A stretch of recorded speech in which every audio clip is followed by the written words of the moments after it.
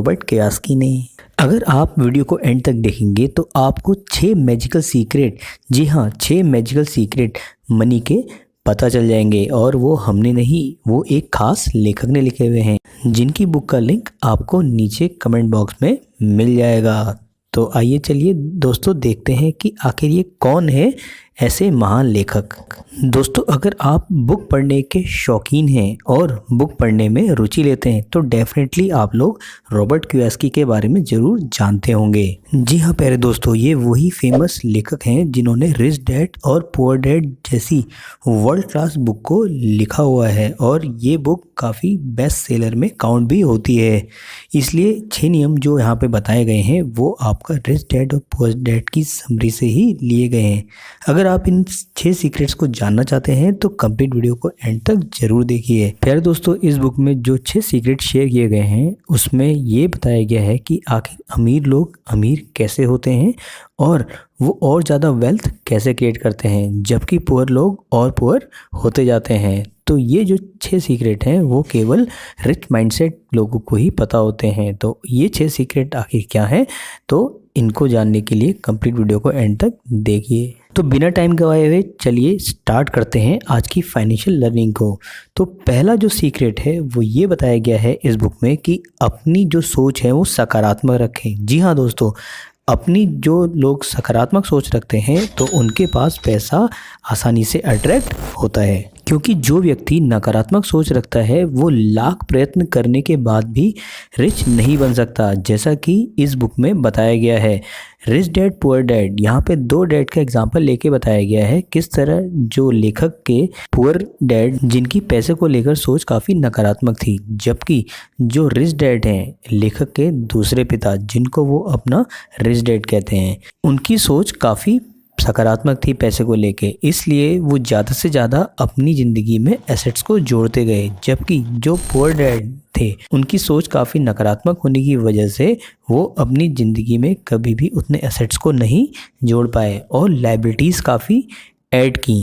Robert Kiyosaki की book में लेखक के 2 पिता हैं, पहले हैं पुअर डैड, दूसरे हैं रिच डैड, जिसमें उन्होंने अच्छे से समझाया हुआ है कि किस तरह से पुअर डैड की नकारात्मक विचारधारा की वजह से वो अपनी लाइफ में कभी भी रिच नहीं बन पाए, जबकि जो 2 रिच डैड थे उनकी विचारधारा काफ़ी सकारात्मक थी, जिसकी वजह से उन्होंने ज़िंदगी में अपने काफ़ी एसेट्स बिल्ड किए।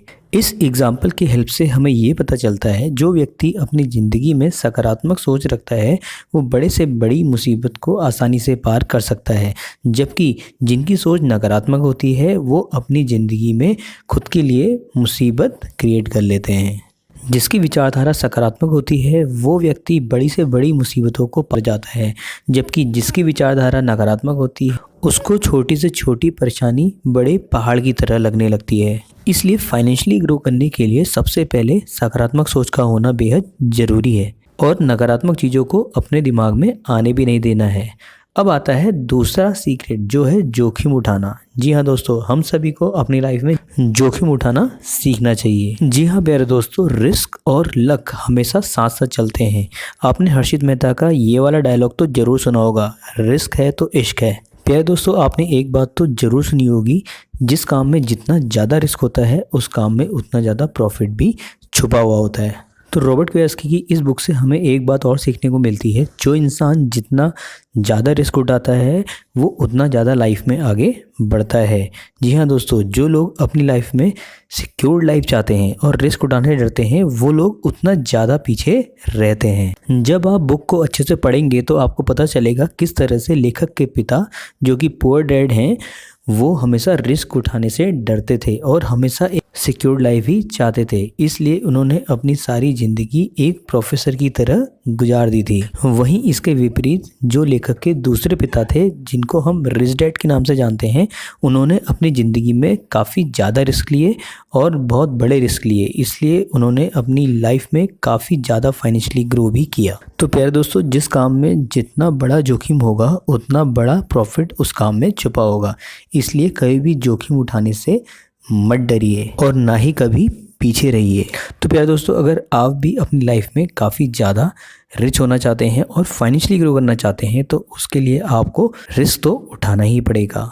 आप लाइफ में जितना बड़ा रिस्क लेंगे उतना ज़्यादा प्रॉफिट होगा, इसलिए अपनी लाइफ में रिस्क को मैनेज करना सीखें और उस रिस्क को अपनी सफलता में बदलकर एक कामयाब इंसान बन जाएं। यही है इसका सेकंड सीक्रेट रूल। तीसरा सीक्रेट रूल है अपनी गलतियों से सीखना। जी हाँ दोस्तों, हमें अपनी गलतियों से ज़रूर सीखना चाहिए, एक ही गलती को बार बार नहीं दोहराना चाहिए। लेखक रिच डैड का कहना है कि गलती करना अच्छी बात है, लेकिन गलती से सबक लेना और भी अच्छी बात है। इसलिए अगर आप एक ही गलती को बार बार कर रहे हैं और उससे कुछ नहीं सीख रहे हैं तो इसके बड़ा बेवकूफ़ी वाला स्टेप और कुछ नहीं है। इससे हमें ये सीखने को मिलता है कि हम लाइफ में जो भी गलतियां कर रहे हैं इससे ज़रूर कुछ ना कुछ हार देखने को मिलेगी, लेकिन हमें यहाँ पे रुकना नहीं है बल्कि उन गलतियों से सीख के और आगे बढ़ना है। जो अपनी गलतियों से सीखकर उनको सुधार कर आगे बढ़ता है वही विनर कहलाता है। जब हम अपनी गलतियों से सीखते हैं और उस कार्य को फिर से करते हैं तो उसको हम और बेहतर ढंग से कर पाते हैं। इसलिए गलतियों के बाद सीखना बहुत ज़रूरी है, इसलिए गलती करके सबक लेना बहुत ज़रूरी है। इसलिए एक बात तो आप अपने दिमाग में गांठ बांध कर रख लें, आप जो भी काम कर रहे हैं उसमें गलतियां तो ज़रूर होगी, लेकिन गलतियां करने के बाद उनसे सबक लेके हमें आगे बढ़ना है और इससे आप अपनी लाइफ में ज़रूर कामयाब होंगे। चौथा सबसे इम्पॉर्टेंट रूल ये है कि कभी भी पैसे के लिए काम ना करें बल्कि पैसे को अपने काम के लिए लगा दें। तो प्यारे दोस्तों, आपने ये तो सुना ही होगा कि पैसा ही पैसे को अट्रैक्ट करता है, यानी कि पैसा ही पैसे को खींचता है। जी हाँ प्यारे दोस्तों, रॉबर्ट कियोसाकी ने यही बात समझाई हुई है कि आपको हमेशा पैसे के पीछे ही नहीं भागना है बल्कि पैसे को भी कभी आपको मौका देना चाहिए आपके लिए काम करने का। अब आप ये सोच रहे होंगे कि पैसा आप लोगों के लिए कैसे काम कर सकता है। यहाँ पर पैसे को काम में लगाने का मतलब ये है कि पैसे को अच्छे से इन्वेस्ट करना। दोस्तों, अगर आप क्रिप्टो मार्केट में या फिर स्टॉक मार्केट में इन्वेस्ट करना चाहते हैं तो अगर आप नीचे दिए गए लिंक से अपने रजिस्ट्रेशन करते हैं तो इसमें आपको काफ़ी सारे बोनसेस भी मिलेंगे। तो अगर आप क्रिप्टो में जानना चाहते हैं तो उसकी अगली वीडियो को तो उसको नीचे, अगर आप क्रिप्टो के बारे में नेक्स्ट वीडियो चाहते हैं तो नीचे कमेंट करके बता सकते हैं। इसी के साथ आप लोगों के लिए एक टेलीग्राम का ग्रुप बनाया गया है जिसका लिंक आपको नीचे मिल जाएगा, तो उस ग्रुप से जुड़ना भी ना भूलें। रॉबर्ट कियोसाकी की ये वाली बुक से आप ये जान सकते हैं कि आपको अपना पैसा कहाँ, कैसे और कितना इन्वेस्ट करना है। अगर आप इस बुक को पढ़ना चाहते हैं तो उसका लिंक आपको नीचे कमेंट बॉक्स में मिल जाएगा ताकि वो आपको एक बड़ा प्रॉफिट ला कर दे। रॉबर्ट के पुअर डैड यानी कि असली पिता हमेशा पैसे के पीछे भागते रहते थे और हमेशा लायबिलिटीज़ क्रिएट किया करते थे, जबकि जो रॉबर्ट के दूसरे पिता थे यानी कि रिच डैड, उन्होंने अपनी लाइफ में पैसे को मैनेज करना तो सीखा ही था, साथ में कहाँ पे इन्वेस्ट कितना करना है वो भी उन्हें अच्छे से पता था।